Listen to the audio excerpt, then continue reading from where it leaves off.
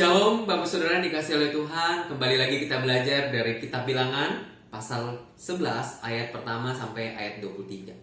Saudara, hati-hati kurangi makan tempe sekarang juga. Menurut riset terbaru, mengkonsumsi tempe bisa memicu darah tinggi daripada makan daging kambing. Tempe yang selama ini dicitrakan sebagai makanan sehat ternyata lebih memicu darah tinggi dibanding daging kambing.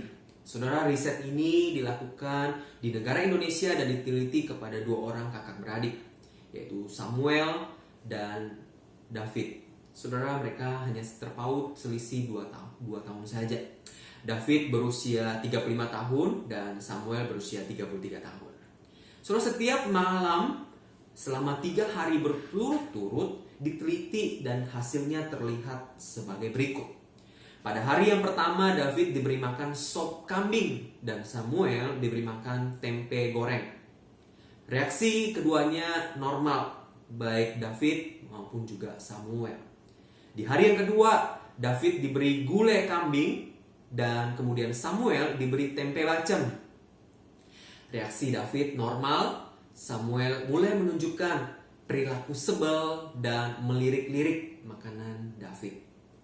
Dan pada hari yang ketiga, saudara, David diberi sate kambing dan Samuel diberi lodeh tempe. Reaksi David masih normal walaupun sudah 3 hari makan daging kambing. Sebaliknya, reaksi Samuel membanting piring, merampas sate kambing David, lalu kemudian berteriak, "Tempe lagi, tempe lagi!" Saudara, kesimpulannya, makan tempe ternyata memicu darah tinggi dan membuat emosi tidak terkendali. Saudara yang dikasih oleh Tuhan, mungkin ini terlihat lucu saudara, tetapi tidak sedikit orang yang marah dan emosi waktu diperhadapkan dengan situasi yang demikian. Bangsa Israel mulai menunjukkan kebebalannya dalam mengikut Tuhan. Diawali dengan bersungut-sungut tentang kesulitan-kesulitan yang mereka hadapi, lalu kemudian berlanjut dengan gak bersyukur atas makanan yang Tuhan berikan kepada mereka, yaitu mana. Mereka katakan bosan makan mana, bosan banget makan mana. Saudara, mereka pengennya makan daging, dan makan ikan, bawang prei, semangka, dan lain-lainnya yang ada di Mesir. Saudara, mereka lupa kalau mereka di Mesir itu adalah budak. Musa sampai dibuat pusing dan stres menghadapi bangsa ini. Sampai-sampai Musa berpikir dan mengatakan kepada Tuhan, "Tuhan, saya gak sanggup lagi memimpin bangsa ini." Tetapi Allah sangat baik. Allah menguatkan Musa dengan memberikan penghiburan bahwa ada 70 orang tua-tua yang akan membantunya melayani bangsa Israel. Dan bukan hanya itu, Allah pun menyediakan daging puyuh untuk mereka makan sampai mereka enak makan daging. Saudara yang dikasih oleh Tuhan, Tuhan menepati janjinya seperti yang dikatakan di ayat yang ke-23. Masakan kuasa Tuhan akan berkurang untuk melakukan itu.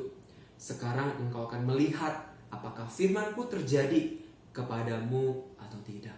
Saudara yang dikasih oleh Tuhan, Musa seperti Musa yang mendapatkan pertolongan daripada Tuhan.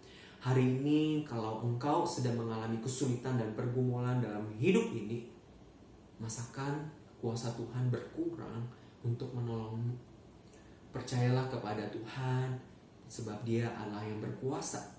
Yakinlah Ia ada di sana dan Ia tidak meninggalkanmu.